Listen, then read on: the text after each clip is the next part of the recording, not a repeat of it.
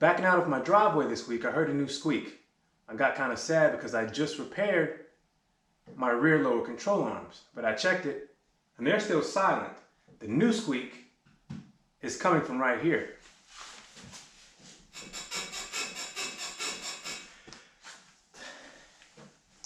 So today I'm going to dig into it and see what it is.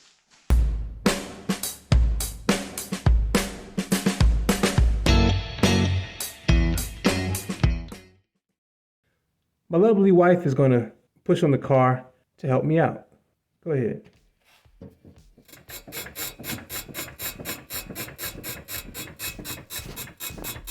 Even after doing this, I could not tell where the sound was coming from. So I took the wheel off to take a closer look at all the bushings.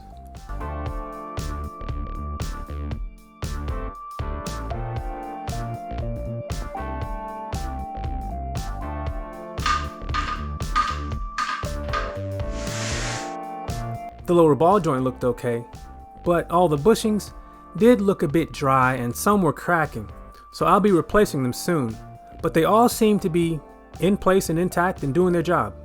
So I made a quick trip to the store in search of some lubricant I could apply to the bushings. If the lubricant works, this will give me some time to research polyurethane bushings and see which ones I want to order. Since I couldn't isolate the sound, even while I was under the car with my wife shaking it, I am going to spray some silicone lubricant on all the bushings. I'm going to start with the upper control arm bushings that are right there and there, and then I'm going to move down to the front lower control arm bushings and the end link bushings to see if the squeak goes away.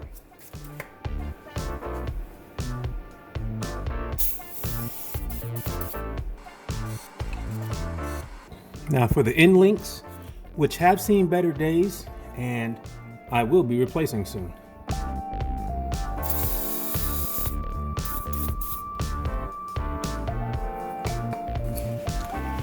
Now for the lower control arm.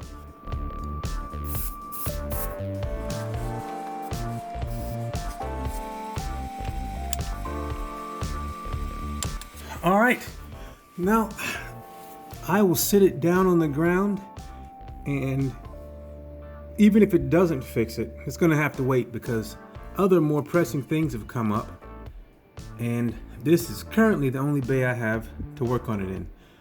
So I'm gonna button it up and I'll let you guys know if it worked.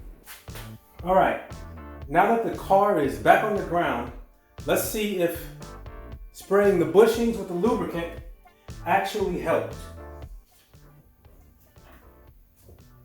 I don't hear anything.